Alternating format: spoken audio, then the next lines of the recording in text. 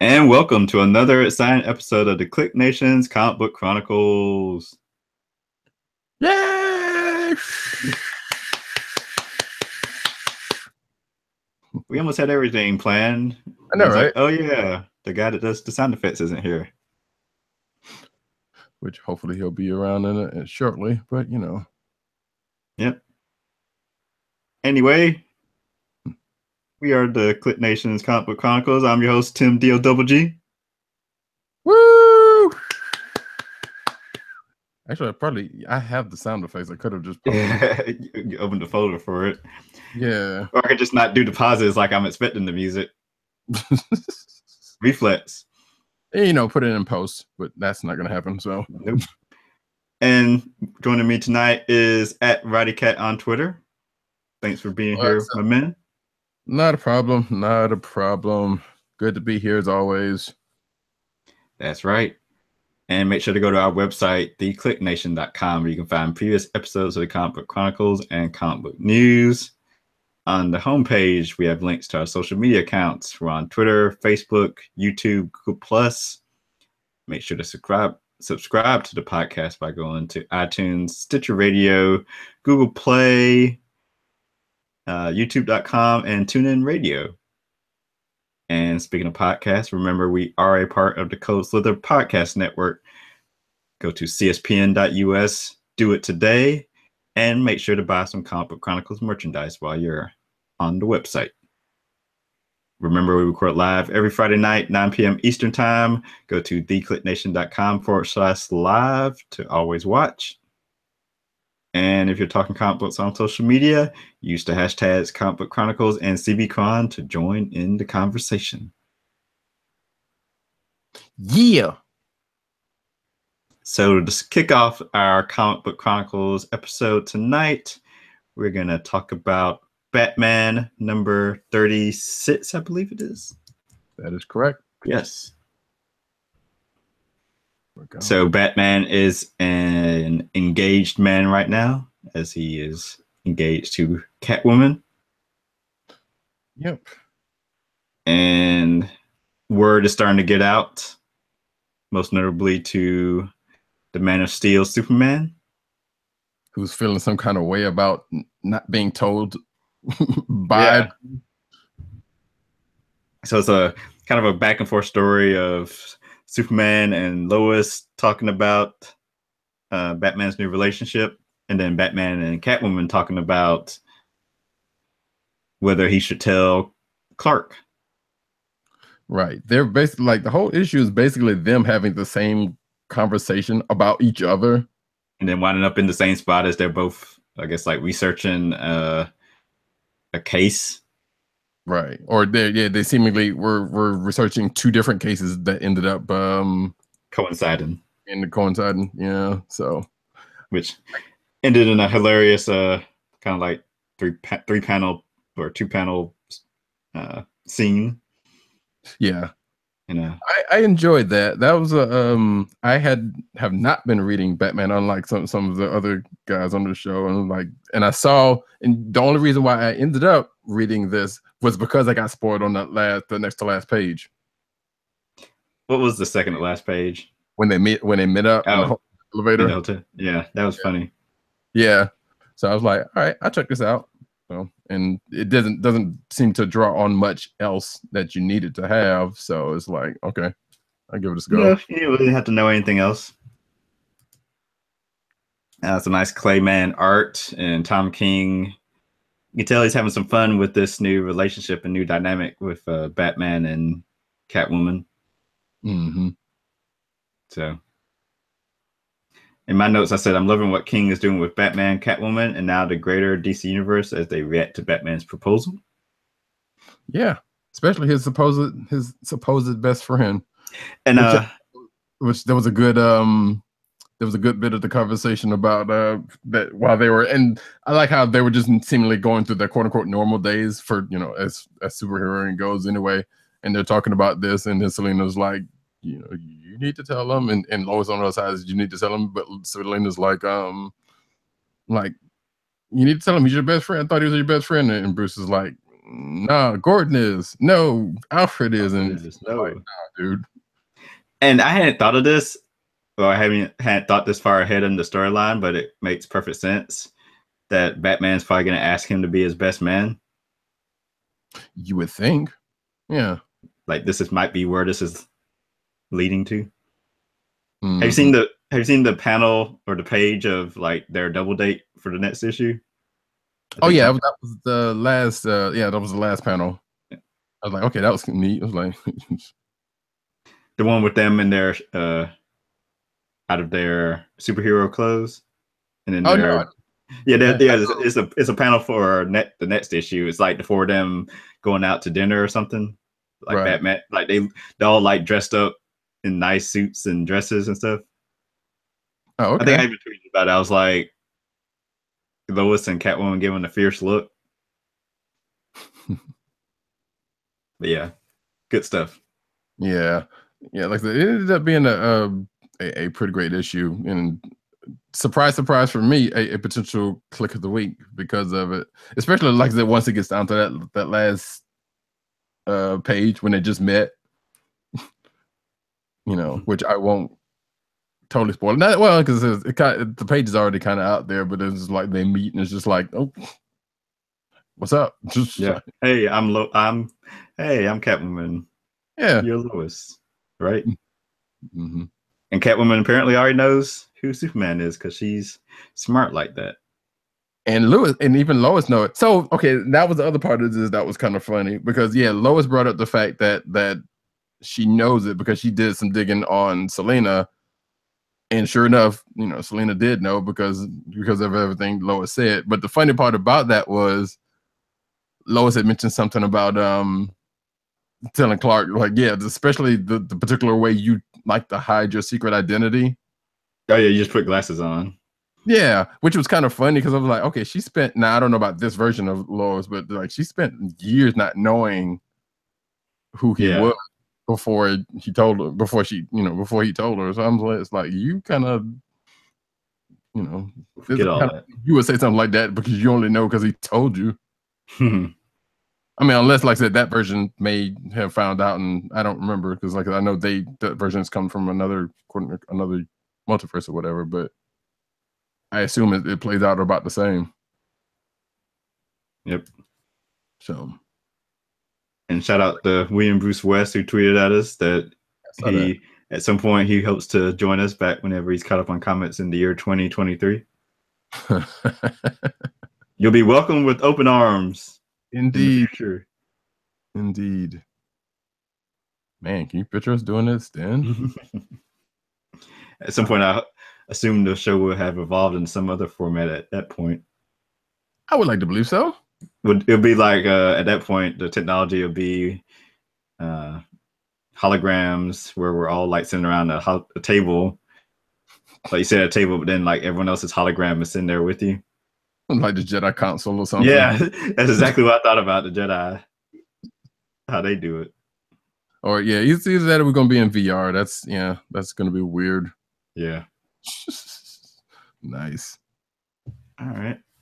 Where do you want to jump to next? Well, let's see. I can talk about the next, I guess, sort of semi-big book. The Amazing Spider-Man Venom crossover, Venom Inc. Alpha #1. Yeah, what's up with that? In my notes I said I was surprised I didn't like this as much as I thought I would. It felt abrupt to take Spider-Man out of the personal stories that were taking place in his ongoing series to dealt with him being broke and getting back on his feet to now crossing over with Venom. Feels a little forced. But Ryan Stegman's back doing a Spider-Man book, so that was kind of nice to see. Nice. I think he actually does the second part in Amazing Spider-Man. That comes out next week. But anyway, so it deals with... This is still about the Venomverse stuff, right? Or this is after that? Okay. I'm not even sure what Venomverse was. I'm still like reading that, by the way. Like every so often, like I'll do an issue of it. Gotcha. Because I liked the art in it. It was kind of nice. But yeah, this is totally different. At least I think it is. This deals with, so Eddie Brock has the Venom symbiote. Flash Thompson doesn't. Someone's going around stealing symbiotes, and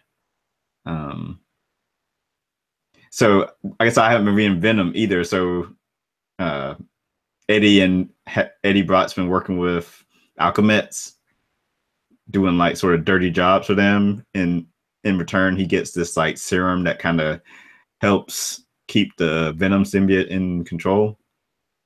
So he has to like go get his fits every so often. So one night he goes to do it, and Flash gets there at the same time, and then Spider-Man also gets there at the same time. But this scientist at Alchemist has like developed this formula that I think like wipes out a symbiote, if I remember correctly, or something along those lines. I'm misremembering some of the key details, but either way, the vat gets knocked over by, and when I say vat, I mean like one of those big, huge, like this is what the Joker fell in that created a Joker type deal. Spider-Man knocks it over to try to eliminate the symbiote. It falls on the symbiote, but it ends up turning it into anti-venom. I guess like the character anti-venom. Right. And it bonds back with Flash Thompson. So now Flash looks like Agent Venom, except he's Agent Anti-Venom. So he's like all white. What was black was white, and what was black is white is now black. Right. That's kind of where it leaves off. For a minute, I thought you were going to say, nah, he just split them into like Gremlins, to just split them into a whole bunch of different ones. That would be funny to see. But I was enjoying like the stuff going on in Amazing Spider-Man with him teaming up with Mockingbird and trying to get back on his feet. But I guess that story kind of not ended, but he's the new science editor at the Daily Bugle. So he's got like an actual staff job instead of just being a freelance photographer. Right. And they thought, hey, there's going to be a Venom movie that comes out next year or 2019, whenever that Tom Hardy thing is released. Mm-hmm. We got to do stuff with Venom. So they've been doing more Venom related things. And then like sometime in the new year, Venom crosses over with X-Men Blue for some strange reason. Okay. That's yeah. So great. It's the 90s all over again. Really is. Yeah. But, I guess to say that, I guess in more ways than one, as much stuff is coming back or has come back at this point. So yeah. So, I don't know. Venom as a character has never been. He's been a great foil for Spidey, but once they did like broke him out in the Flash Thompson stuff and made Agent Venom and all that kind of stuff, I was like, okay, sure. And they tried to redeem him, which I guess they did with that one time in Guardians, but I don't know. Yeah. Stuff seems still kind of. Venom's been back to being the big mouthed, muscular, tongue wagging Venom instead of the Space Knight or military agent Venom. Sure. But characters go through different evolutions and changes, so gotta keep them fresh. Sure, that is true. That's, but that's one character I was like, okay, sure. There's been so much back and forth, and then like, hey, here's Carnage, and then here's Anti-Venom, and all these other spinoffs. It was like, all right, enough is enough. Right. So cool. Your turn to pick a book. Yeah. All right. Well, let's do Spirits of Vengeance. I could probably have saved that one, but Spirits of Vengeance number 3. I can't remember. I feel like this was probably already set to be a miniseries, but this is like the first time I've actually seen it on the cover as that. It was definitely a miniseries. Yeah, and I wasn't sure. Well, I guess I was kind of sure about that, but like I said, just seeing it on the cover is like, well, that's something they haven't been doing lately. And the only reason why I bring that up is because it definitely seemed like it regardless, but it's moving regardless. So what we have here is that the cruise basically, this is like the top of the hill, I guess you could say. Because I think it's only 6, is it 5 or 6 issues? I can't remember. Either way, so the team's out there looking for information on what's going on.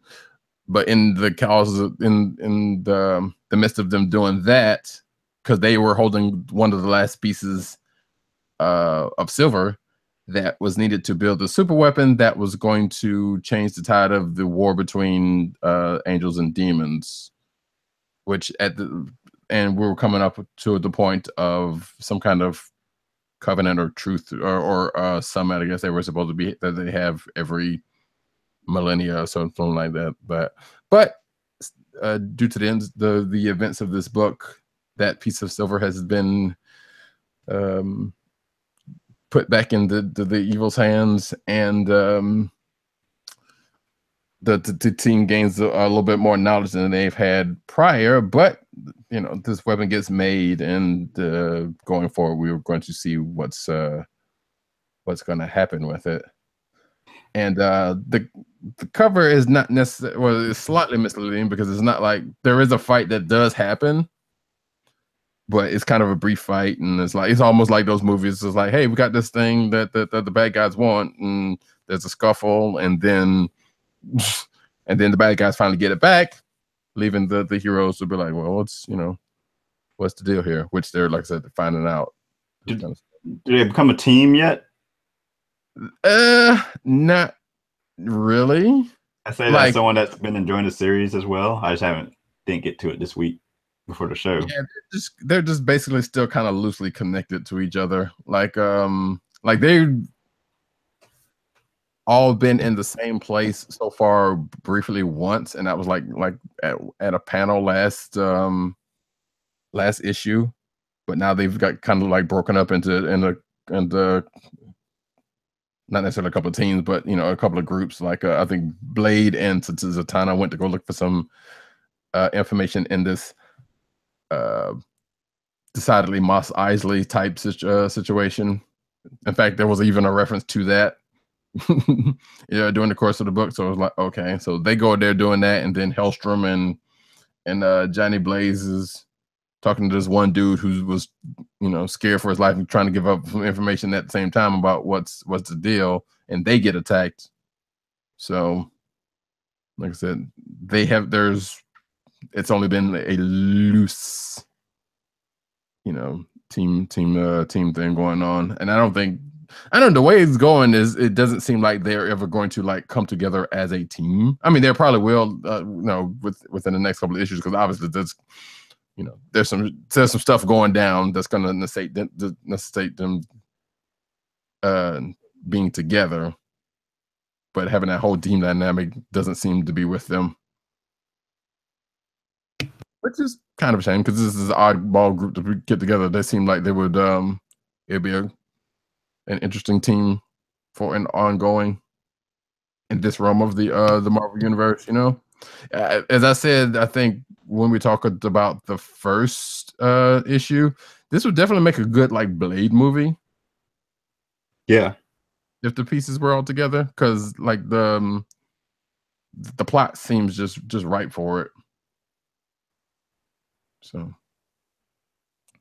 but who knows where that well, we know Marvel. I think we do know that Marvel does have the rights to Blade, so it's not like they couldn't do something with it.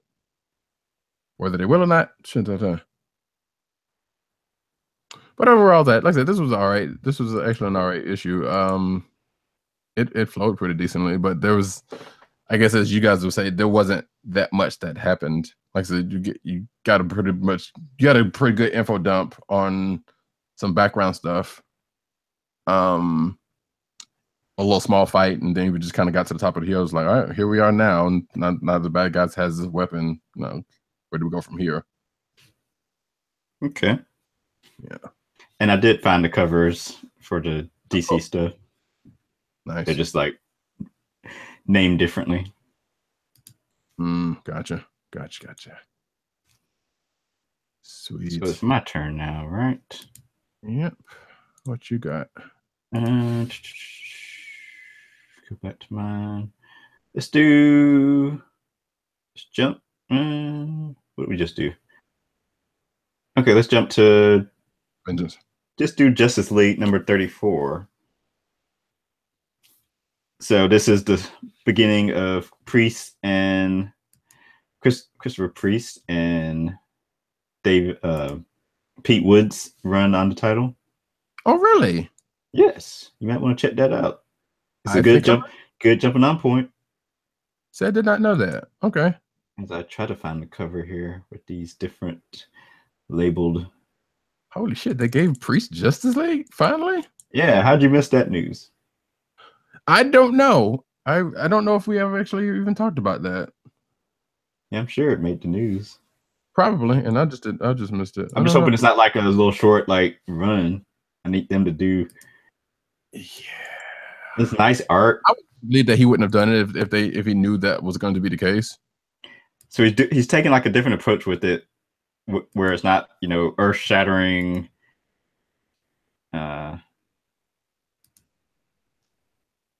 Right, it's not apocalyptic. Yeah, it's not apocalyptic type deal, but it's more personal. So there's these 3 different sort of events taking place. Nuns being held hostage by some jihadists. There's a earthquake that's threatening coast of Corona del Mar, and a big alien fleet of ships heading towards Earth. And I must say, I like the first couple pages, or actually, it's like the first page starts off with a person praying on a alien planet, and speaking what I'm assuming is Arabic, and it turns out it's actually Simon Baz.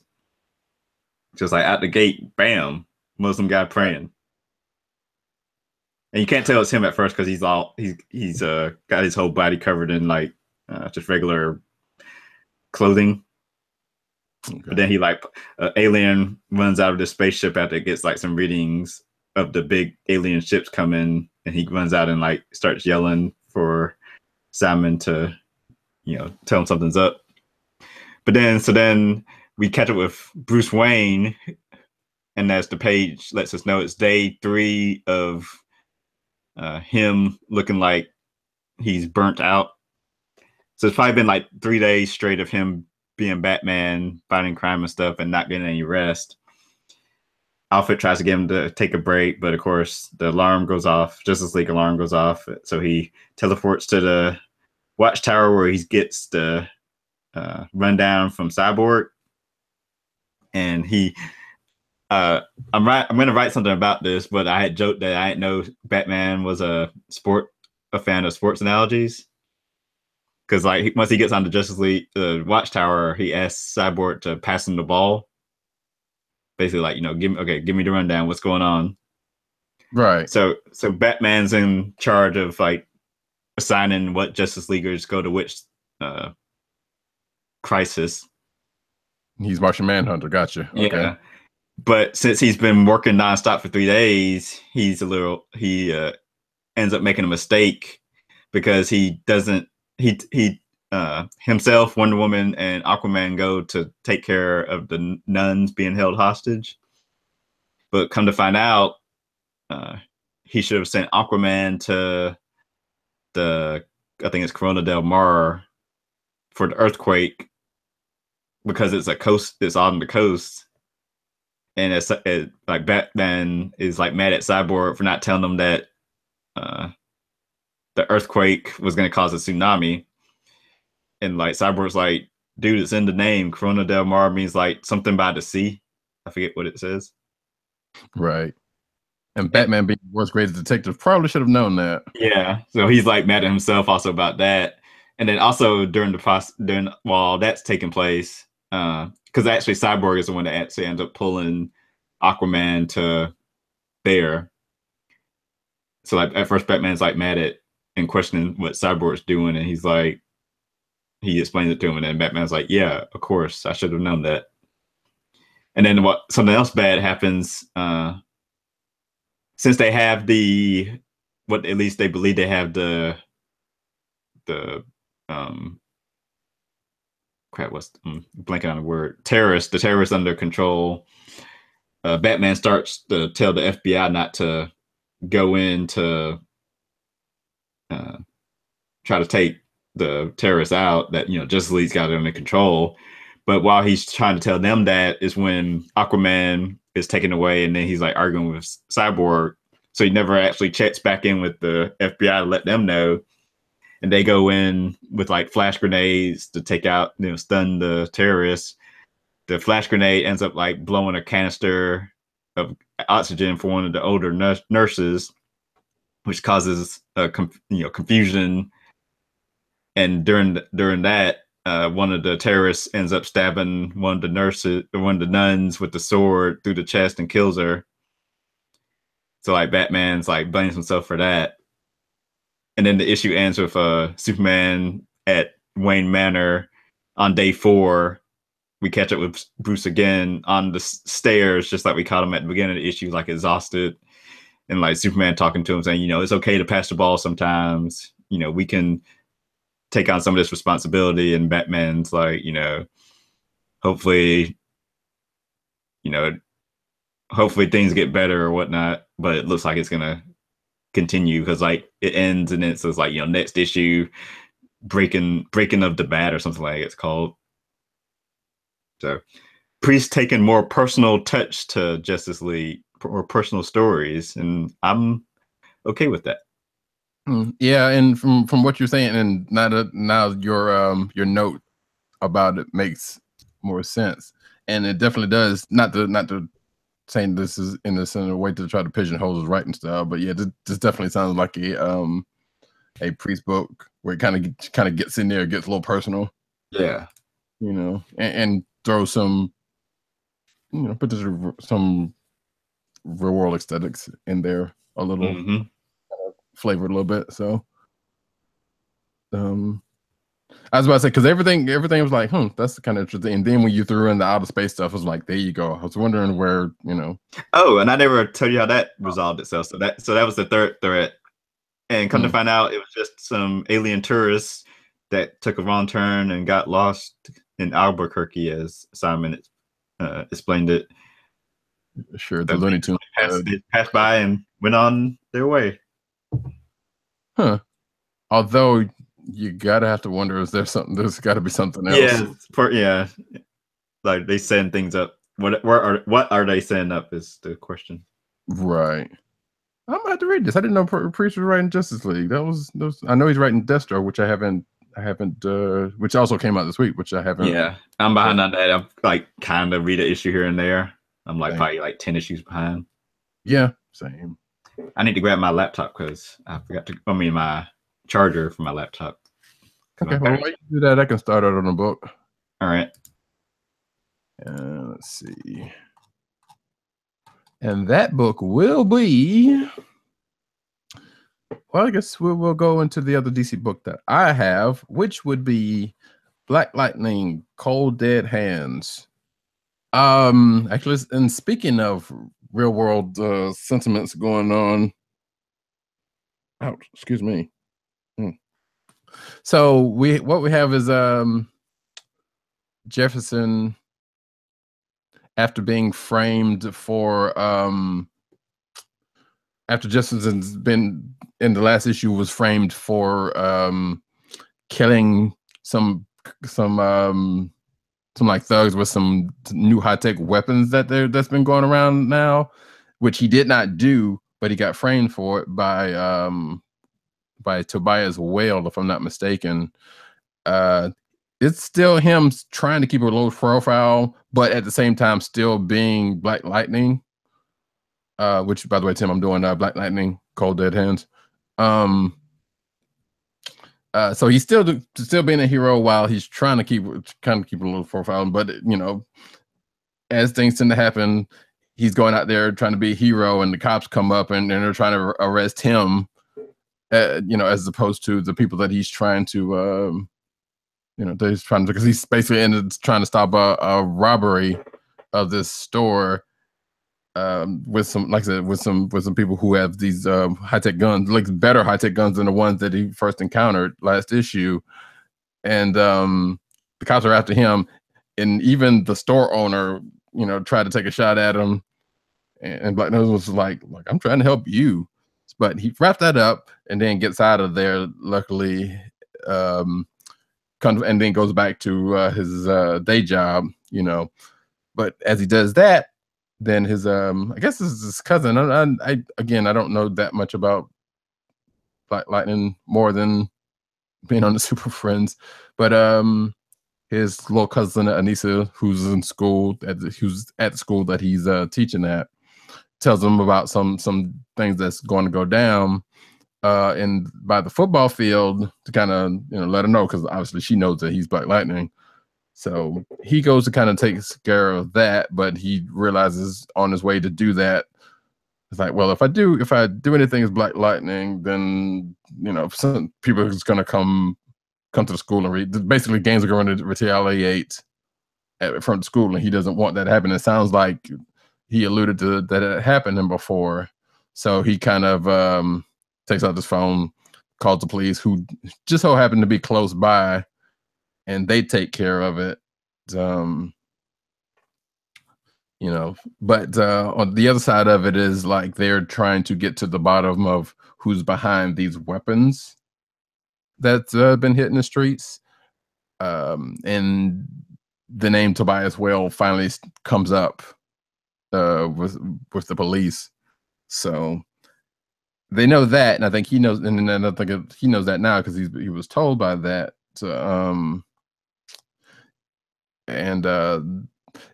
It weirdly, I don't know. Again, I don't know that much about Black Lightning, but I figured this was a person that he's dealt with before, but it didn't seem like he knew this person, or he didn't knew of him, or at least he didn't react as if he knew of Tobias Wells, which was kind of strange to me. Or maybe he was just like, well, okay, typical or something like that. I don't know. But regardless, the rest of the issues is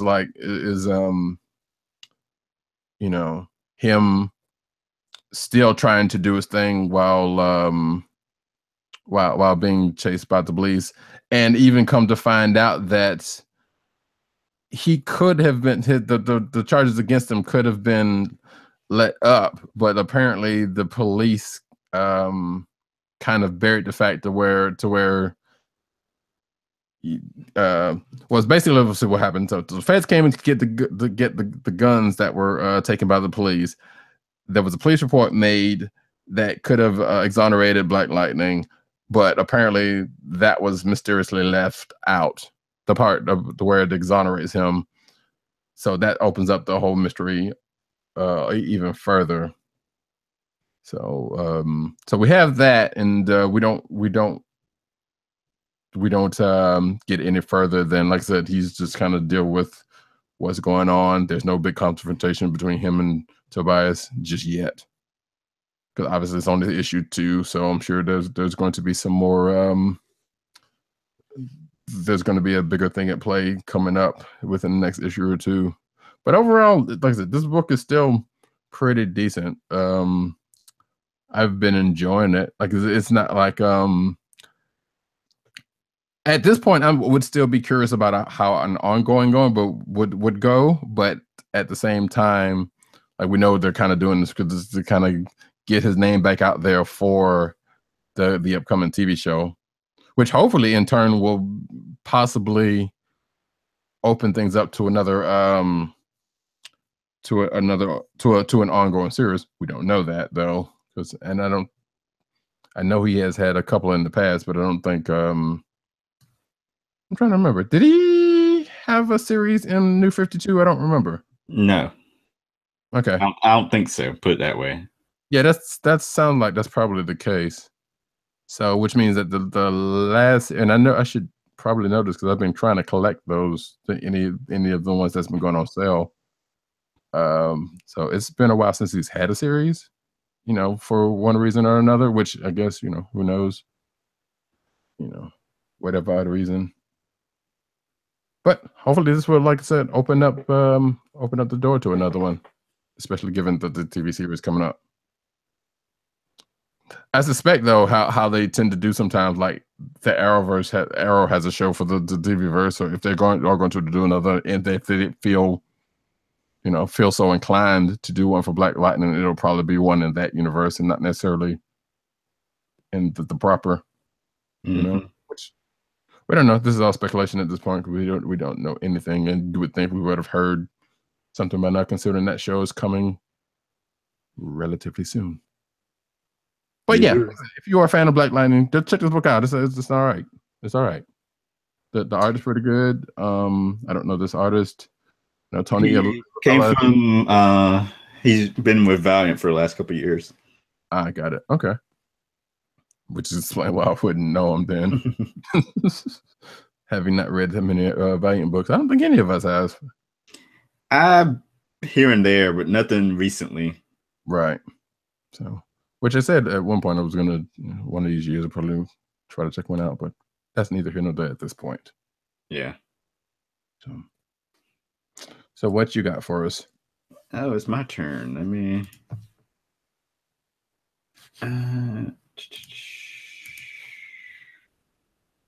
Oh, Doctor Strange 382. Oh yes.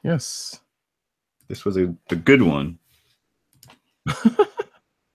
Okay. As far as like returns and surprises and last page reveals. Yeah, I will definitely have to read this. This would probably be the next book after I finish the one I'm reading now. Anyway, oops. So got to read Avengers too, but anyway. Yeah, I read that too. So it's hard to read this with my notes. Let me pull it up on my phone. But Loki is still the Sorcerer Supreme. The issue begins with Doctor Strange saying like he's climbing this mountain to find a person that he doesn't want to reach out to, but he's kind of has no choice because oh yeah, we find out that Loki is looking for some spell that basically it's like a I was gonna call it get out of jail free type spell, but that's not the correct description for it. It's like the greatest weapon spell ever. It's basically where I guess if a person recites a spell, they get like all the magical power in the world is transferred to that person. And Doctor Strange is aware. Doctor Strange acts like it's just a myth, but he knows it's actually true because he knows what the spell is. But it's knowing that it's too powerful for one person to wield. He trapped like the process of summoning it in the people he loves or cares for, because then he wouldn't be tempted to use it. And apparently he since he's been close to his assistant Zelma lately, at least during Jason Aaron's run, apparently he transferred the spell to her. She doesn't know it yet. And then Loki and her are getting close, so now he's afraid that Loki will sense the spell in her and have access to it. So he wants to make that not happen. Oh, and a little funny moment. So Doctor Strange is not he's not the Sorcerer Supreme anymore, but he is a doctor. So he's working at an animal clinic as a doctor because he never renewed his practicing license, so he can't be a regular doctor. So he works on animals instead. And he sent one of his furry friends to do some spying on Loki for him. And the dog like walks through like a doggy door to give Doctor Strange the goods. And he's talking, it's a talking dog. So he just like walks in through the door, but Doctor Strange is meeting a couple about their cat. So like they're like sitting there like open mouthed as this dog like comes in talking, and he's like, "Oh, whoops, sorry, are you in the middle of a thing?" Strange is like kind of yeah, I kind of am right now. He's like, "Oh, sorry, I'll come back later," and like walks back out, and like the married couple is like sitting there like with their eyes bug eyed and mouths open, And Strange tries to go back to just like talking about their kitten, their cat, like nothing just happened. And like the husband is like, "Are we not going to talk about the talking dog just now?" So like Strange tries, goes through his origin of how he got injured his hands and he lost his practicing license, yada yada yada. So now he's working with animals. They're basically like humans, except a little different. And he's like, that's the gist of it. And then like the page, you turn the page and like he goes back to meet with the dog in a secret room, and the dog, like he walks in, the dog's like, so how'd that go? And he's like, how do you think it went? So they took their cat and ran screaming out of here. Yeah, I was glancing through that part as you were talking. He's like, Doc, you got to start lying to people. Can't tell everyone the truth. Thing that Strange has been good at. Yeah, so that was funny. But so yeah, back to this spell thing. So Doc goes to meet this person by the name of Robert. That he can only help him. And I don't know. Have you had this spoiled? I just looked at the last page. Yeah. So we realized that the person that he went to go meet with, and they're not actually meeting in a secluded place on the top of a snowy mountain. It's in the person's mind. And this is where the drum roll and spoiler warning sounds would go off, but it's actually the Sentry. Oh. Strange doesn't need Robert, whatever his last name is. He needs the Sentry. Yeah, I agree. How dare he bring the Sentry back? I'm saying like the character no one asked for again. Right, I saw your note on it, and I was thinking, it's clearly somebody like Mordor or somebody like that, or Nightmare or somebody. But then we've seen them in previous issues, so that would I wouldn't care if they were back. Yeah. So, wow, which is also weird, because I was on Marvel Unlimited like yesterday, actually earlier this morning, and for some strange reason I found myself flipping through, just going down the list of stuff, and I was getting through the Sentry stuff. Actually, no, it was on Comixology because they were going through, because they have some Marvel stuff on the Unlimited. And there was like Sentry versus blah blah blah, Sentry versus the Hulk and stuff like that on there. I was like, that's a weird thing to put on here. Yeah, I mean, it's not weird, but I mean, it was like, cares about this because he's just now back. I wonder. Yeah, I don't know if that was calculated or they just like, because we just have this stuff. They'd be like, oh, there's interest in him. Let's start pushing some of his older stories. I guess, yeah. That's what it seemed like, but I'm like, oh God, I shouldn't say that. No, I do say that. I didn't like the Sentry when he was in the Avengers. I'm gonna go ahead and say it. Me either. So, technically, I haven't read many stories with him. So, I remember reading a good. Actually, I wanted to go back and read that run because that's like, was that Mighty? Yeah, with Luke and Carol and them and whatnot. What all that was, whatever. Did Bendis create him, or was he like a character that everyone had just forgotten about? Because I feel like they retconned him into continuity, right? I think they wrote him as a character that everybody like forgot about. Yeah, but I don't know who created him. I'm about to Google that in a second here. Yeah, right. Because we know there was a similar situation with Blue Marvel. Except he actually existed before, right? Like in the past, he actually was forgotten because no one just cared to do anything with him. Right. So I don't know. Like fucking Sentry, man. Come on. Yeah. Robert Reynolds, by the way, is the name. First appearance, Fantastic Four 64. Wow. Okay. Fantastic Four number 64. So he's been around a while. Yeah. So it sounds like he was forgotten, probably for good reason. Wait, who's writing this book? Donny Cates. Okay. Friend of the show. Yeah, yeah. I don't know if that was something he wanted to do or if that's like something Marvel was trying to. He said it was in his original pitch. Right. At Huh. least he tweeted that out. He said he was surprised Marvel let him do it. So Actually, I'm kind of not surprised Marvel let him do it, but he seemed kind of open to crazy ideas. now, well, and you got to think about it. Like in the last few years, they've been like we've seen a whole bunch of characters just kind of come out of the woodwork that we haven't seen in a while. Yeah. So it's not, it's not unheard of.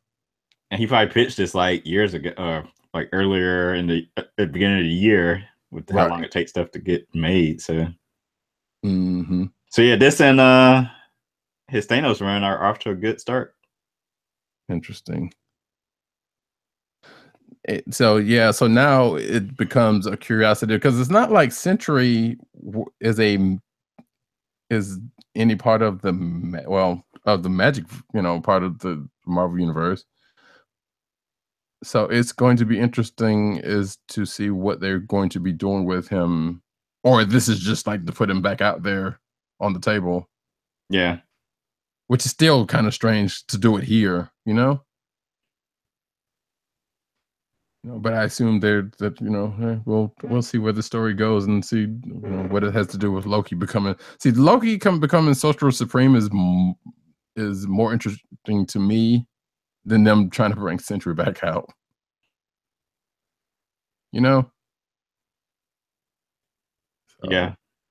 so I don't know. That's weird. But then again, Okay, so he was created by Paul Jenkins and Jay Lee. hmm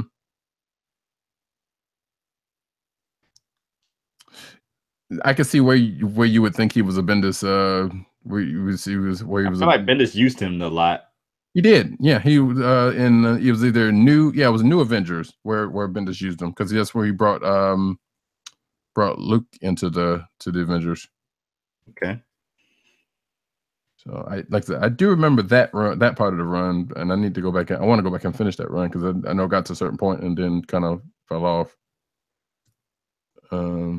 Slightly because Bendis, but Because Bendis. because yeah, and matter of fact, yeah, because that's when we got like Spidey and Wolverine in on the Avengers. I'm like, really? Two people that they said never would be on the not they didn't say that, but it's been said in the past it would never be on the Avengers. But that's just what it is. Actually Spidey, that was probably the one because they've been courting that one for years and years. But the other two, like Wolverine. Anyway, that's that. Side note: did you read Darkhawk last week? I did. What'd you think about it? It was cool. I can see him popping up in Guardians. Yeah, I thought about that. Like after what they set up, I'm like, like we don't know if he's gonna get a book of his own. Actually, almost made me want to go back and read some of the old stuff if it's out there, which is weird because I never really cared for that character. I was big into Darkhawk when he first launched. That was around the time I started reading comics too. Right. Yeah, and that kind of makes sense because he was the Darkhawk is very much a 90s ish kind of character. Yeah. And that's when I kind of, for one reason or another, kind of got out of comics for, because trying to get through school or whatever it may be. But that was just a 90s character like Deadpool or whatever. Yeah. So, I was just curious about that. So I guess that aside, yeah, we got Sentry back in the freaking universe again. So from that, let's do Darth Vader number 9. Shall we? So this is continuing with the whole Vader's on Coruscant. Well, Vader and the Inquisitors are on Coruscant at the Jedi Temple because they're trying to they're basically trying to grab all the knowledge from there. Jocasta Nu is there at the same time, who is a Jedi who was overseeing the she was basically the main librarian of the Jedi Temple. But she was also a Jedi. She's there because she was there to get something.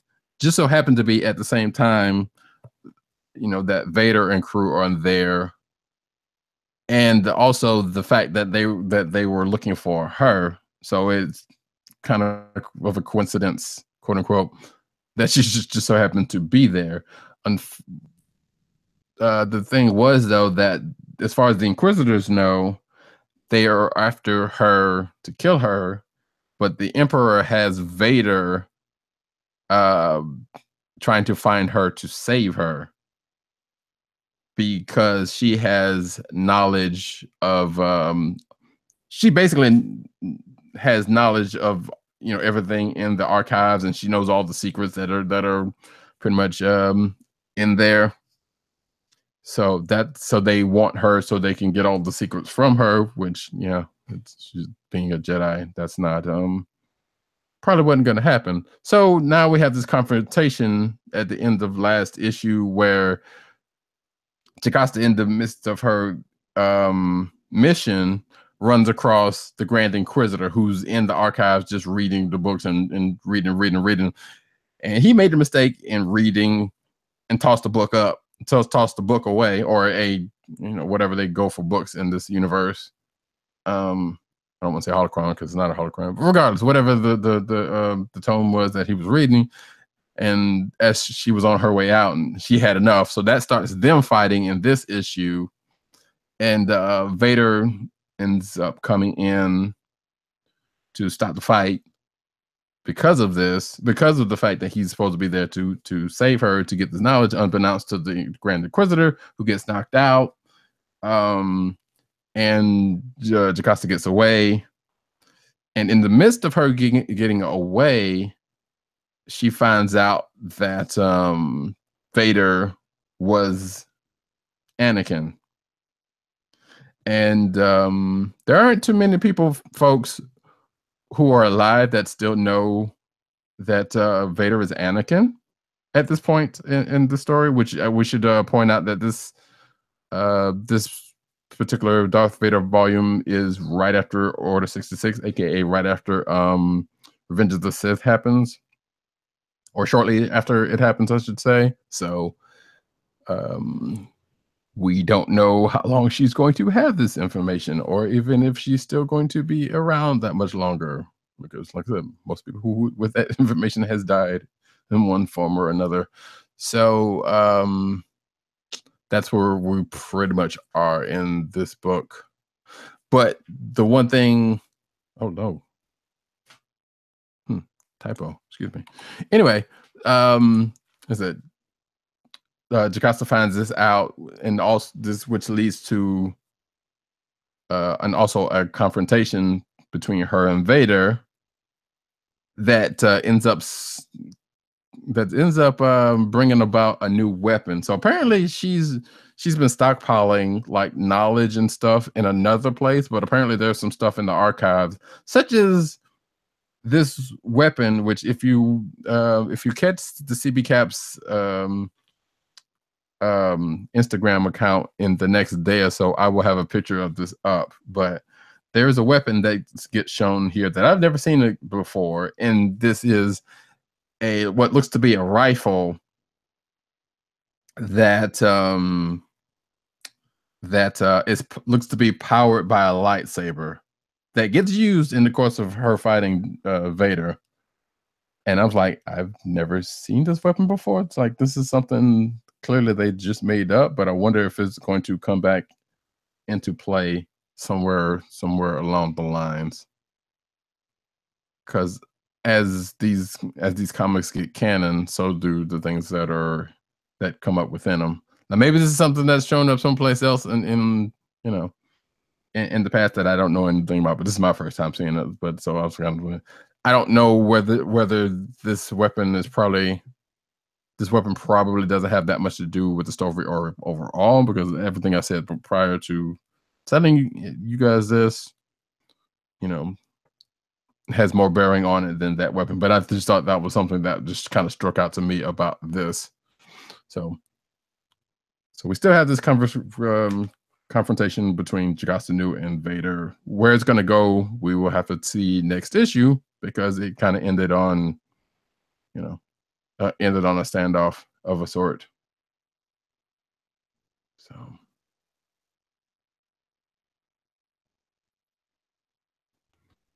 and that was that. You got something else for us, or are we closing in on rapid fire?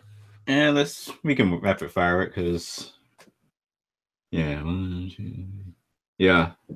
Because I've got like I got 3 more. Yeah. All right. So this would let's see. So my turns. Spider-Man 235. We spend more time with Uncle Aaron, Miles' uncle, aka the new Iron Spider, and his new Sinister Six, as they are doing a stakeout to steal a decommissioned shield helicarrier to sell on the black market and make themselves rich. And then Miles goes out, does some superheroing in his regular street clothes, and then we discover a new power set for him. And he catches up with Bombshell, who lets him know that her mother is out of jail and she's scared to confront her because her mother wants her to go back into the mother-daughter superhero or villain business. And that's about it for that issue. Yeah, that was nice and quick. Nice. That being the case, let's see. Catalyst Prime Noble number 7 for me then. So at the end of the last issue, Lorena Payne's plane gets was about to be boarded, which happens in this issue, by a couple of enhanced people looking to take her out, but they didn't. They may or may not have counted on the fact that Noble's wife, Astrid, was on the plane, and she's pretty badass because she held off 2 enhanced people. She has no powers of her own, mind you. She's just badass and's got a lot of combat skills. She holds them off. Her and Lorena escape the plane, which causes a midair flight. A partial fight midair, but then which leads to them escaping from these enhanced people, getting someplace, but ends up meeting with them again when Noble and these enhanced track them down to this one place. And then another like mini scuffle happens, which gets David, aka Noble, and his wife Astrid back together again at the end of the issue and seemingly fighting together, like man and wife. So this was a pretty good action-packed issue going on. And I'll move on to Astonishing X-Men number 6, where Professor X is back, but not how you think. So this is, I guess, the end of Act 1 is what they call it for this sort of special series where Charles Soule is writing and a different artist does the art on each issue. So Professor X has won his psychic plane or astral plane duel with the I forget dude's name. Shadow King, isn't it? Shadow King. I keep wanting to call him the Spider King because he's got like a spider lower half. Right. Shadow King. Shadow King.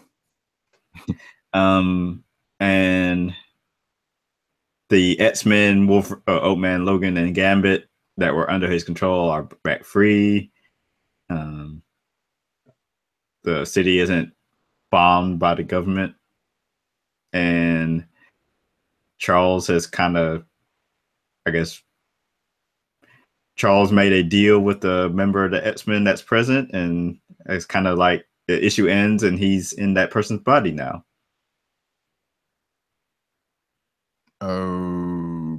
Okay. Yeah. Does it explain? Probably not.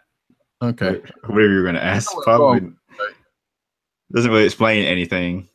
Okay. Well, that's because I was about to say at last we knew about Charles Xavier. 1, he was dead. 2, he was his brain patterns was in the form of Red Skull. Oh yeah, the answer's none of that.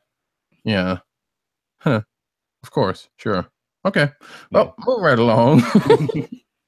But there's great art from Mike Del Mundo. Okay. Yeah.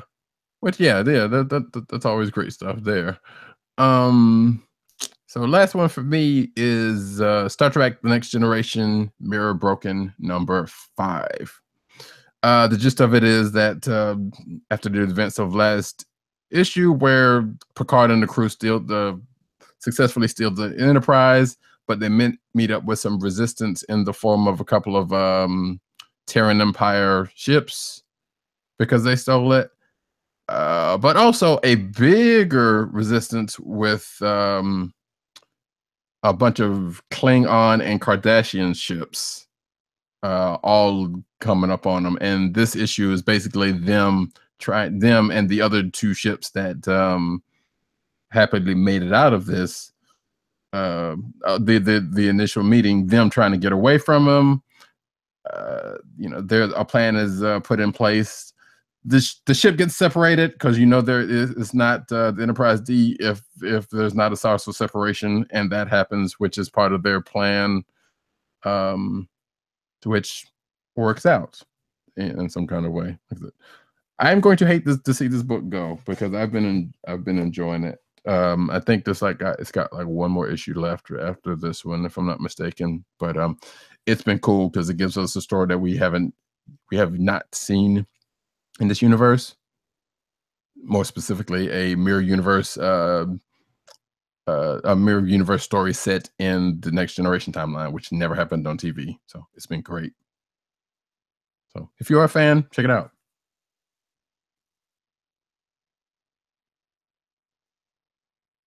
So I'm done. And my final issue or comic is X-Men Gold #17. One thing really to say about this is Old Man Logan's back to wearing a spandex costume again. You mean which he complains about. Wait, Old Man Logan's wearing a costume? Yeah, because he's a member of X-Men Gold. Right. Yeah.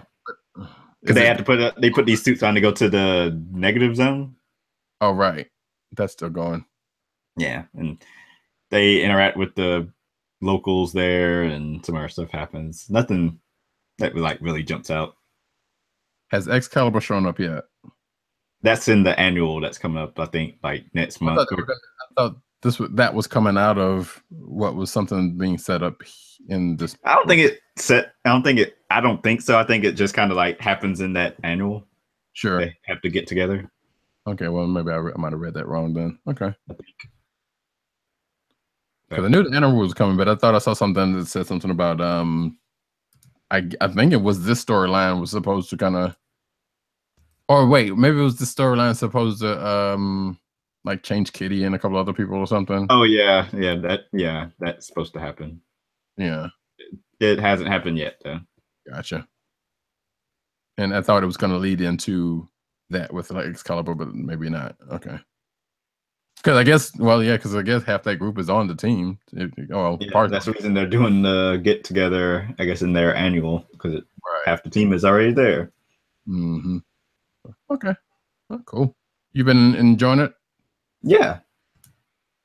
Well, I'm gonna say I like X-Men Blue a little better. Right. So, I mean, if anything, the X-books have been pretty nostalgic. Mm-hmm. It's more, I guess, more specifically this one, because I know there's been a lot of okay, this person's back or this group's back, and hey, guess what? A whole bunch of people and things that have made revisitations. So interesting. Okay. Which means they're trying, and going back to the 90s thing was wait, aren't they we just found out last week they were getting 2 more books, so that means it's gonna be 5 or something. 4 or 5 books we're gonna have an X. Oh yeah, the X-Men titles are gonna be a lot. Mm-hmm. X-Men Red, Gold, Blue. Mm-hmm. So Weapon X, Generation X, All New Wolverine, Old Man Logan, Cable. So once again, it's the 90s all over again. Broken Gamut miniseries, Legion miniseries, the New Mutants miniseries they announced a week or so ago. Yeah, which makes sense since the movie's coming. So yeah, all the TV show stuff getting miniseries. Mm-hmm. Oh, great. So, clips of the week. I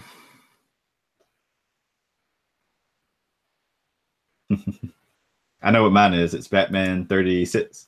I think I'm actually with you on that one. Yeah. Then we both liked it.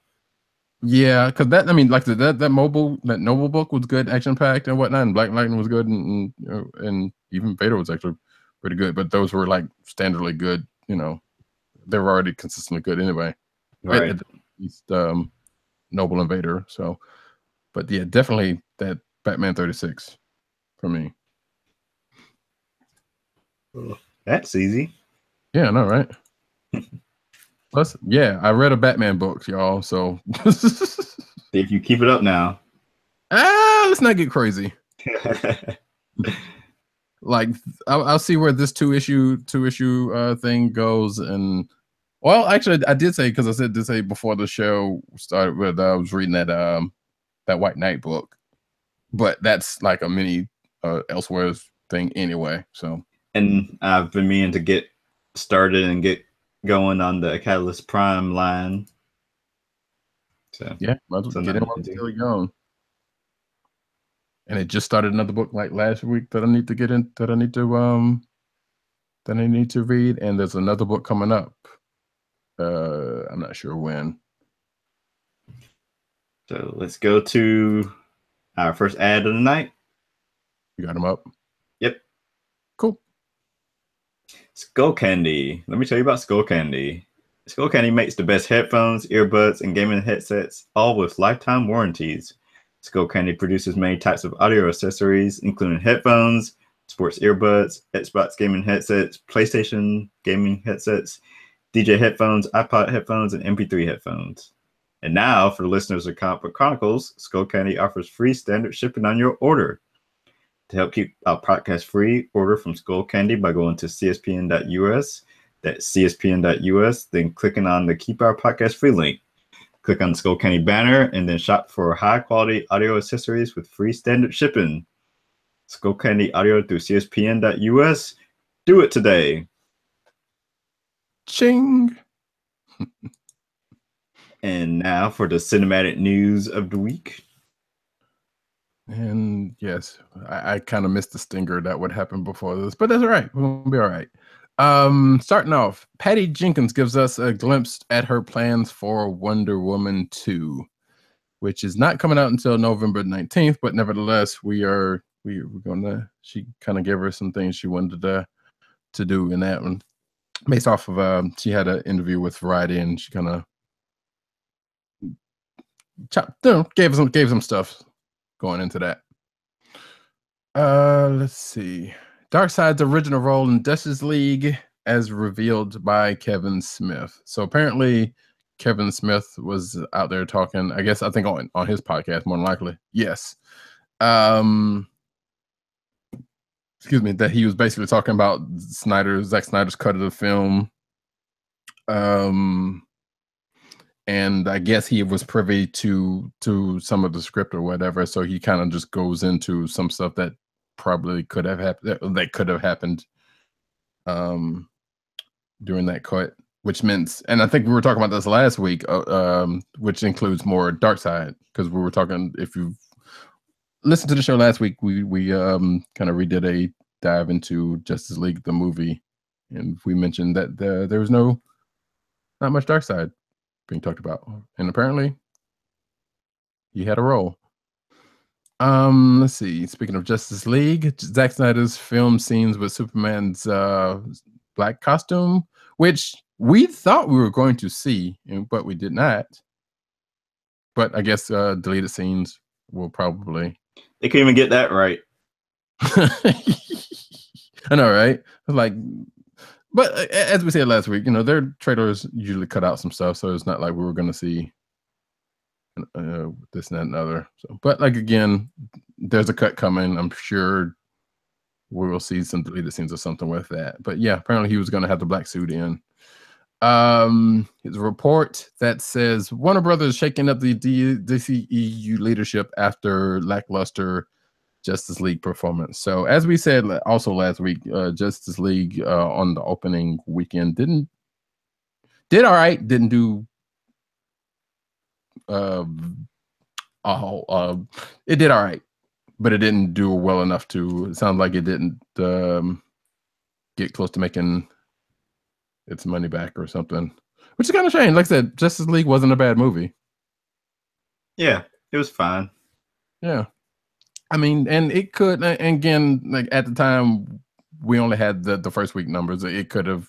I don't know the numbers as of this point, but according to this article, that there's rumored to be some shakeup high up with like Jeff Johns's involvement, or wait, not Jeff Johns's, Zack Snyder's involvement in the upcoming DC EU films going forward.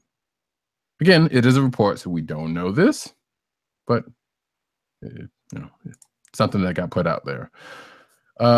Christopher Nolan says his Batman's film had one advantage over contemporary superhero movies. And I jokingly said before I even read this article, I was like, yeah, he had time and budget. And guess what?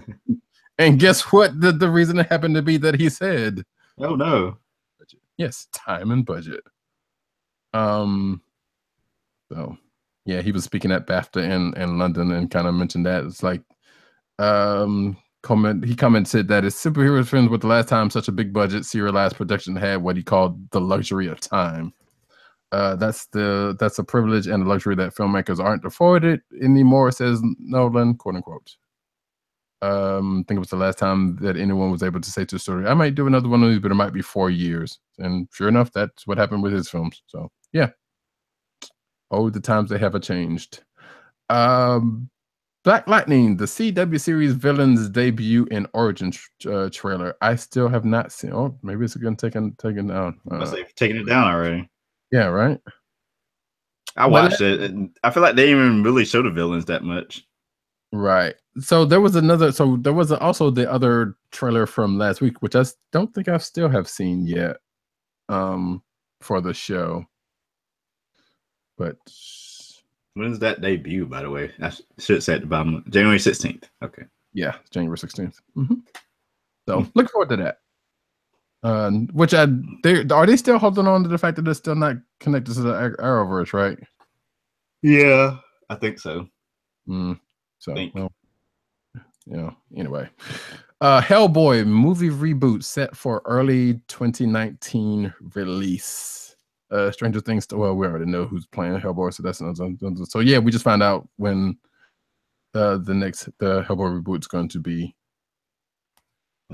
January 11th, 2019, to be specific, and will not be connected to the last two movies, which I still want to see. Golden Circle. So. I have not seen that. I haven't either. I watched the first one. I know Golden Circle's been on like cable fairly recently, but I keep missing it. Some interesting news that I thought. Kerry Washington and Rashida Jones team up on Goldie Vance film. So Goldie Vance is a boom book about a young girl. It's set in, I don't know necessarily the time frame. It seems like a late 60s era where she's kind of like a Nancy Drewish type little girl who lives at a resort with her dad who manages a place, but she's working with the resort's detective to kind of do to do the little detective work, and she's pretty bright and she's pretty resourceful at the same time. It was a good book. I remember I was reading in that. The book is no longer, actually the book, I want to say it ended. I can't remember. But it was cool. It was an all ages book, and it was a nice, cool read. So if you get a chance to, and if you are on Comixology Unlimited, you can go check out the first volume of Goldie Vance, which is there on Comixology Unlimited. Like I said, it's a pretty neat book. Let's see. Next up, Riverdale's gothic Sabrina the Teenage Witch spinoff is coming to Netflix instead of the CW for reasons. I wrote an article about the reasons, but it was something. Because Warner Brothers gets to keep. Wait, is it Warner Brothers? Yeah, I think Warner Brothers get to keep the majority of the profits from it because if it was on CW, they had to split it with CBS. Makes sense. And since Riverdale's already on there, they didn't want to make that same mistake twice, I guess. So, yeah, it's good to remember if Archie had a deal with Netflix to do stuff like that, to do something like that. But then again, I guess that's not also not knowing how Netflix cuts their deals. So yeah, Sabrina is going to get a series on Netflix. No release date or casting announcements have been made about, and here's the title of it: The Chilling Adventures of Sabrina. But so it's probably more like I'm going to assume if the title is saying anything, it's probably going to be more like the Afterlife with Archie version of Sabrina, as opposed to the fun-loving teenage witch of the TV show. Fox sale picking up steam with Disney Comcast stop suitor. So yeah, the rumors about Fox and Disney merger is still ongoing, and sound like Comcast may have had their hat in the ring at the time of this writing, which was like a few days ago. But sounds like Disney Fox deal could be finalized as little as next week, by reports. So I know there are a lot of people who are not fans of this deal for whatever odd reason, and I kind of get it, but also kind of don't. I mean, because let's face it, like Disney's already a gigantic near monopoly, and this is going further in that direction. Like the X-Men stuff they're gonna get is kind of a side note as to what they're gonna gain in all of this. But whatever. If it brings back Fox back, I mean, if Marvel gets the rights back to Marvel, I'm all to Fantastic Four and X-Men. I'm kind of still with it.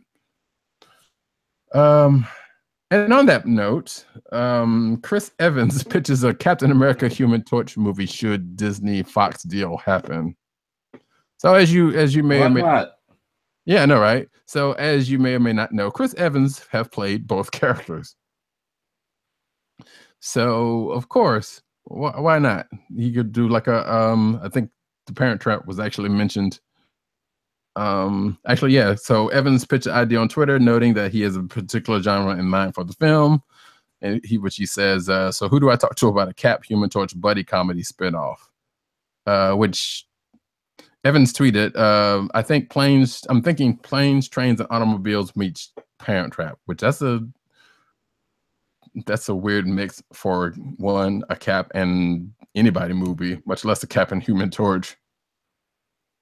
Yeah. So, and of course, the thirst came out because people on Twitter is like, hey, as long as we get more shirtless characters of them two, then fine. But now, here's my thing about this one. I'm like, we know there is another Human Torch out there. Yeah, he's going to be a bad guy in Black Panther. Yes, he is, and that is Michael B. Jordan. So I think Evans is get left out in all the fun. Yeah, like Evans's pitch was obviously, self-serving, not necessarily self-serving, but it kind of was because he played both characters. I'm like, or you could have Michael B. do it with you. But yeah, I understand, being that he played both characters, that would be weird and interesting, I guess. But here's the thing about that, so it would have to be I don't even know why I'm even giving this more than what we said already, but wouldn't have to be, well, I guess his version was Fantastic Four Human Torch and not Jim Hammond, so never mind what I was about to say. Moving right along, Disney may not be able to move its Marvel series from Netflix, which I guess would make sense because I thought that was a deal that was set in stone, so I'm not sure, but I'm guessing that may or may not be I guess that may still be the case. So we all know that Disney's doing their streaming service coming next year. So there's been the buzz about whether, the Netflix stuff is going to move over there or not, and sound like that may or may not be the case. Wait, I'm sorry. 2019, not next year. But regardless, we know it's coming. Let's see. Iron Fist season 2 adds Star Trek's. Excuse me. You can get killed for saying that. Star Trek's Alice Eve. And Tim, you wrote this. I did. Yeah. So Star Trek Into Darkness's Alice Eve has joined the second season of Marvel Iron Fist as a role. We have no idea what. They will more than likely may not be any bra and panty scenes to speak of. More than likely. And good on you with the restraint not to use that picture of her No. Oh yeah. Which I was about to ask you a question about that, but that's a little inside baseball that we don't need to get into. Quentin, here's a report. Quentin Tarantino pitched great idea, quote unquote, for next Star Trek movie, may direct. And I don't know how I feel about this. Actually, I kind of know how I feel about this, but I don't know.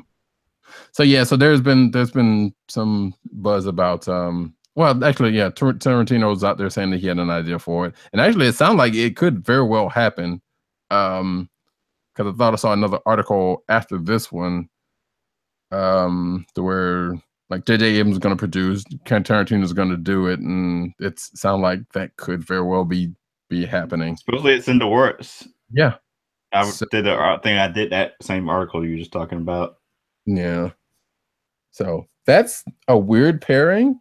I still don't know how I feel about that, but it could be fine. I don't want Kirk talking about if and this and you know, if and that, but I would like to believe that there's going to be some restraint. Who knows? Moving right along.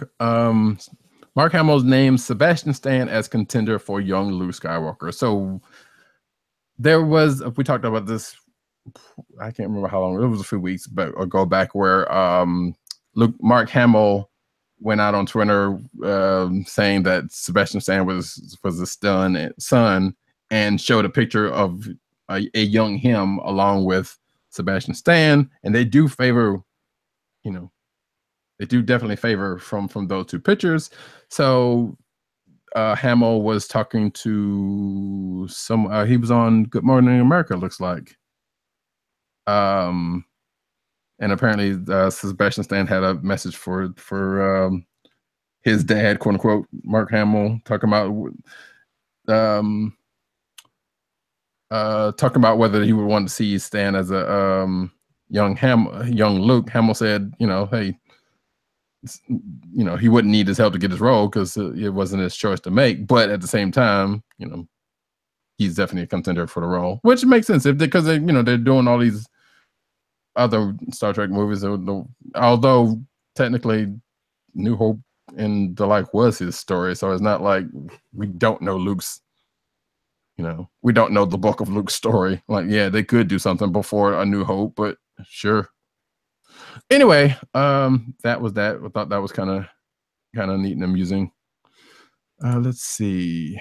The Last Jedi features an alien version of Carrie Fisher's dog. So Gary Fisher is apparently having a part in The Last Jedi, who that is already an interesting looking dog as it is. As a matter of fact, if you're watching this picture, if you're watching the video, you can see a picture of him in the background of this picture.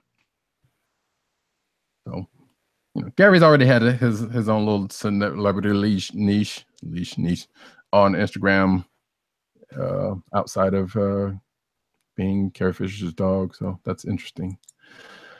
Let's see. Kathleen Kennedy wants to enlist Thor Ragnarok's Taika Waititi for a Star Wars movie. You got some thoughts on that? Go for it.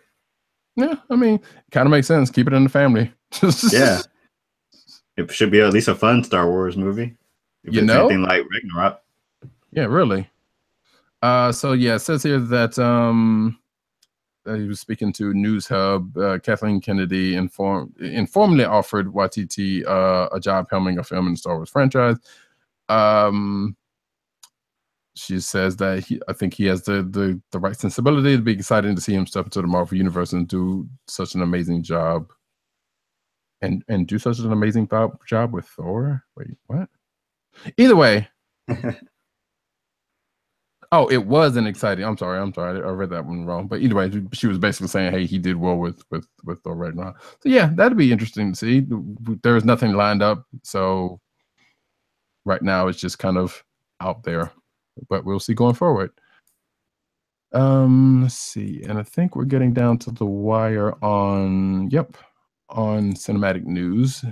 And the next up, this seems kind of cool, Miss Marvel, Squirrel Girl, and more headline Marvel Rising Secret Warriors animated film.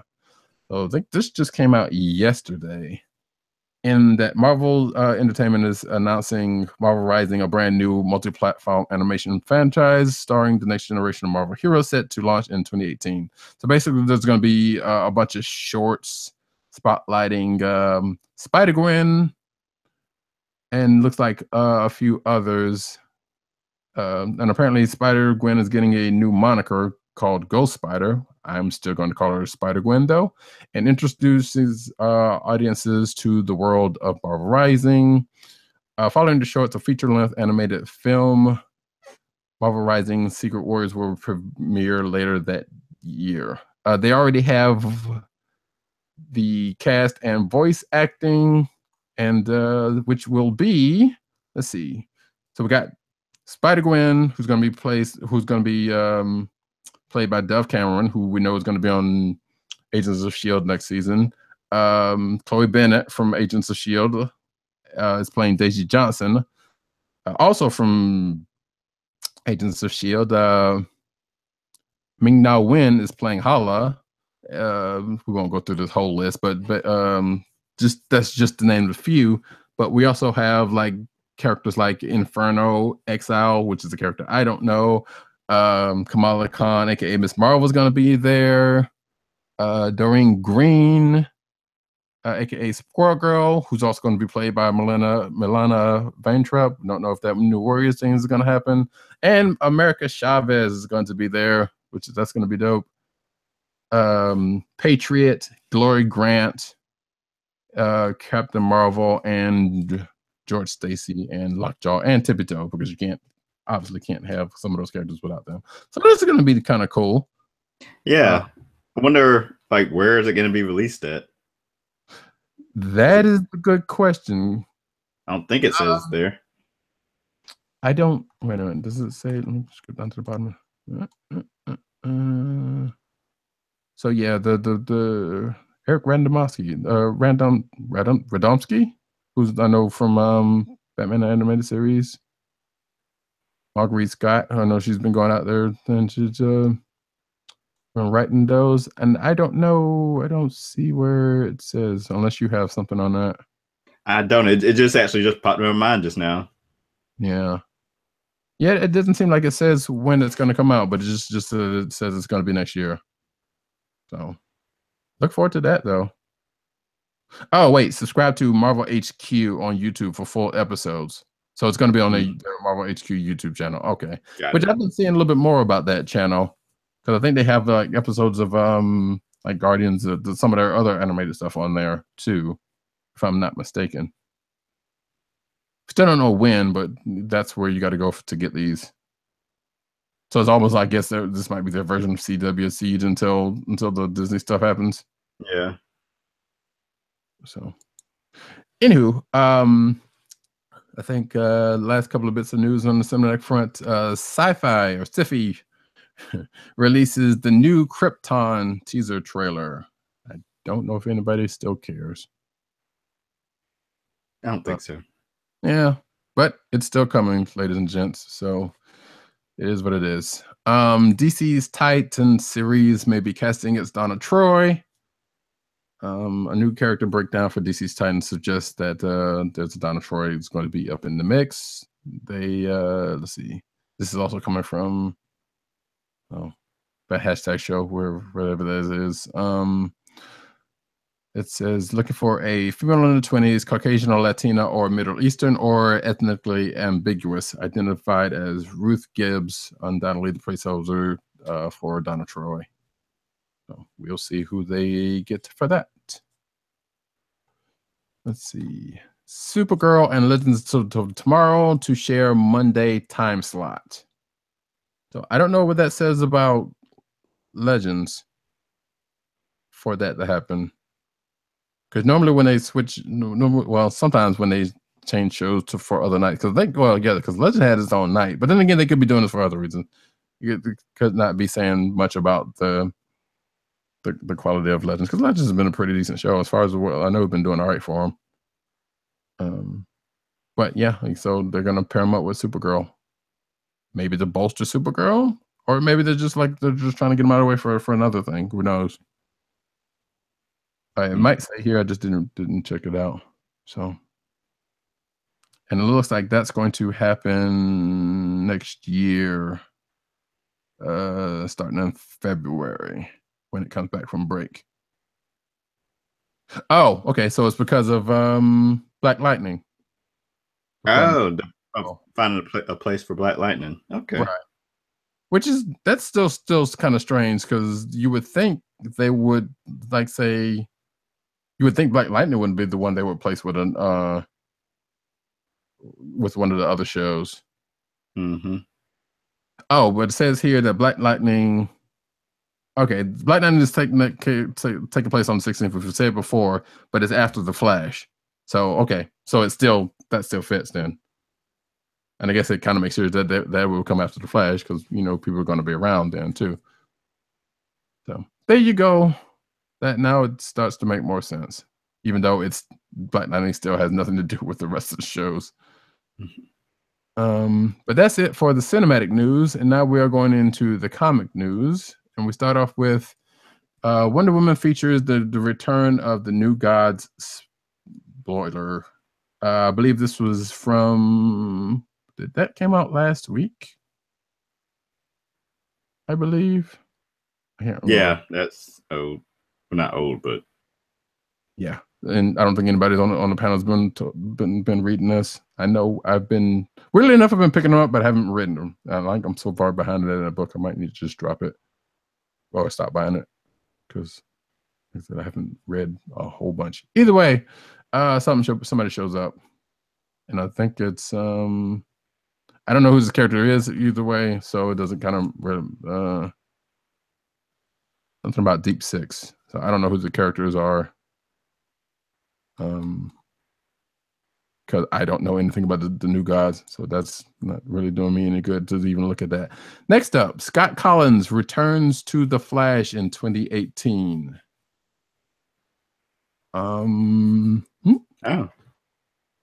Yep. So in Flash 38, Scott Collins is. I didn't know he was an iconic Flash artist. I did not either. But then again, I have not read much Flash in my life, so. So Collins replaces Howard Porter on the issue on Flash 38, as I just said.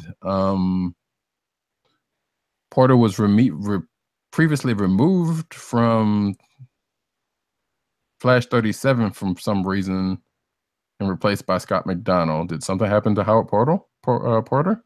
I mean, changes like that kind of happen all the time anyway, so. True, but they said he was removed, and so that kind of denotes like something may have happened. Unless that could be just the wording of this. Yeah, article. I can say it could just be the wording of the article. Right. And not necessarily anything crazy happening. So yeah.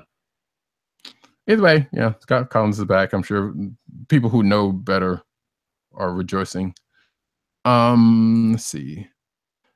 Here's something weirdly interesting. Marvel is aiming to create the next serial starring Wolverine. Let this sink in for a second. That's kind of interesting.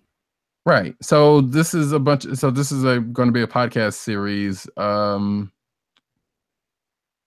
based on a younger version of Wolverine that's going to be called Wolverine the Long Night. It is going to be 10 episodes, serialized story, and it will debut on Stitcher Premium in spring 2018. as a part of a partnership between Marvel and Stitcher. Who's even still using Stitcher? I know, right? We're on it, but yeah, I don't know that many people using it like that. So yeah, so let's see. Richard Armitage is going to be voicing Logan. Benjamin Percy is writing these, and they're let's see. Trying to see if we got any more voice work here.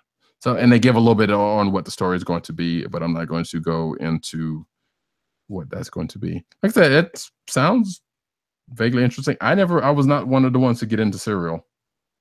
I did the first season of Serial, was pretty good. So if they're doing something that's going to be similar like it with the Marvel spin on it, that's what kind of piqued my interest, I guess. I don't know.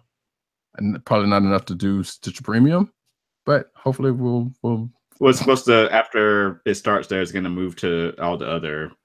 Yeah, and as a matter of fact, this article does say that specific thing. Yeah, so it's basically a first come, and then it'll go to other podcast platforms in the fall, as it says here. So look out for that, I guess.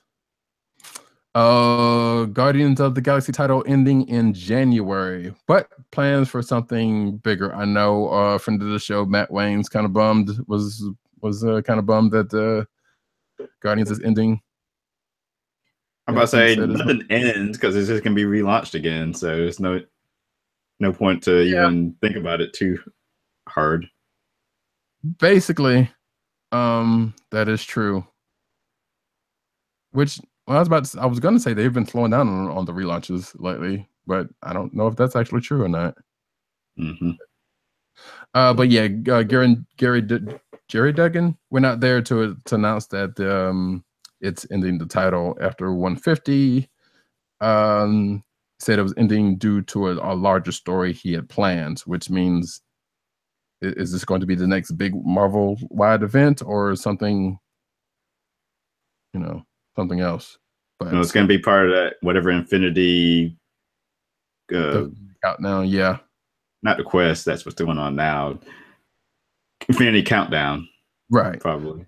Yeah. In fact, this article says as much. In this 150, 151 to cancel. We knew about that, but but some of that stuff is going into the Infinity Countdown. Adam Warlock #1. So. Infinity Countdown more than likely is going to be the thing that Guardians is ending for, and there's a solicitation out there for 150 and the Infinity Countdown stuff. Yeah. So yeah, I guess another big cosmic Marvel push. Like it's weird to hear Infinity Countdown, even though I know that was used before the Avengers run, but that's just a me thing. Anyway, Puerto Rico Strong comic anthology coming in 2018. This is coming from Lions Forge, and all proceeds will go to the Hurricane Maria recovery relief efforts. This was announced recently at a library event, and it's got some names attached to it, and I'm looking to see when this is coming out. March of next year. So yeah, this is going to be a thing. This is going to be an anthology that's going to help out Puerto Rico. So that's dope. Good for them. I know, right? And like I said, through Lions Force. So I'm gonna check that out when that happens. IDW cancels G.I. Joe series early under controversial circumstances. So, the short-ish version of this that weird that so G.I. Joe that's currently running was ending to go into another book called Scarlet Strike Force, which is out. Which is not out, which is going to start this month, if I'm not mistaken. But apparently it's already been canceled after 3 issues because Well, it's weird. Reasons. So, yeah, I there said was reasons. reasons having to do with the partially there. So the writer Arbery Citizen got into a little hot water for saying some stuff. They comment around. As Agent 70 joins the call. That's what he wait for him to get himself situation. I'll finish the story up. But so he got himself into a little trouble saying something around 9/11 that didn't sit too well with people. Then there's on the other side of this, there's apparently this YouTube/Twitter page of trolls, as I want to call them, called Truth and Diversity, who goes out of their way to the name you would think would imply something different, but now they go out there and talk about how SJWs are ruining comics and this and that and the other.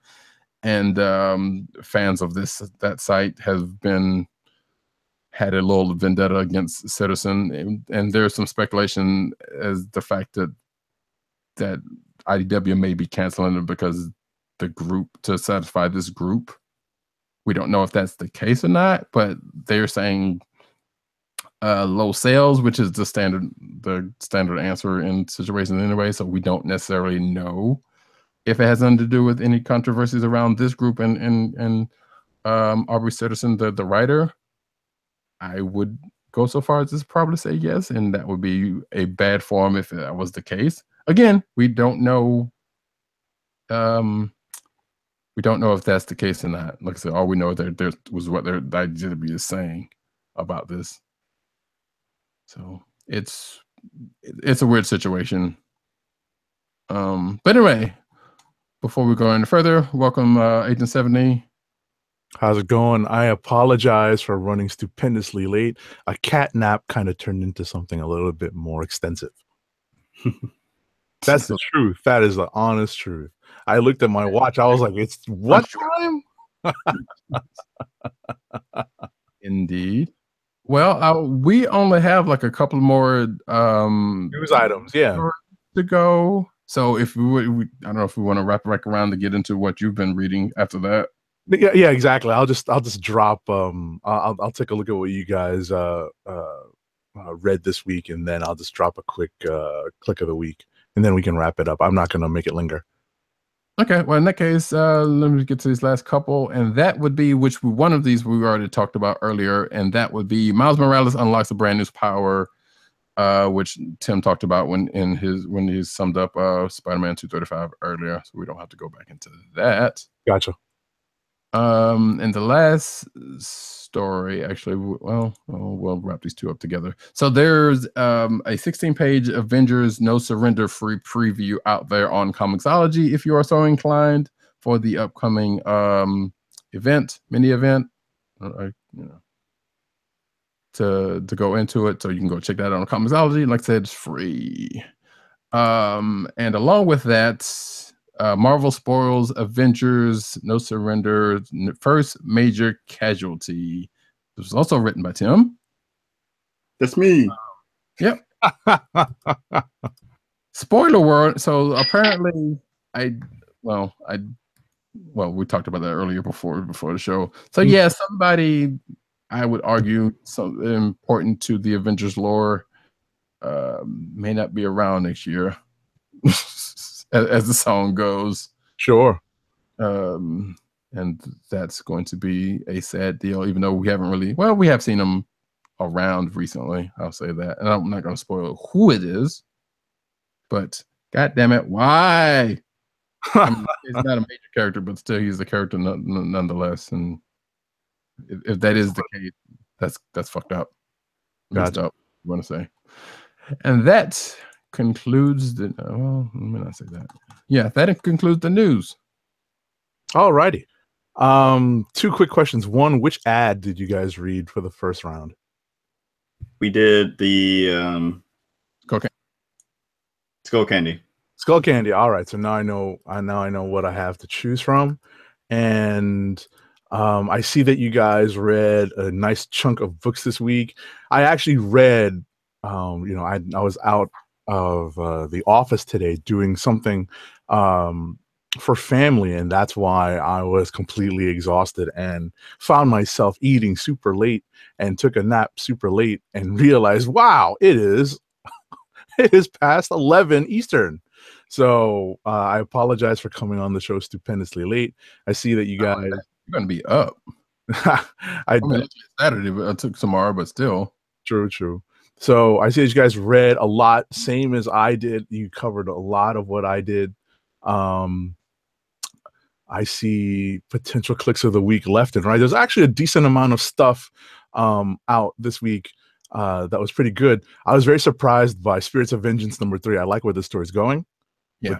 With the silver that's related to a New Testament story. We'll leave it at that.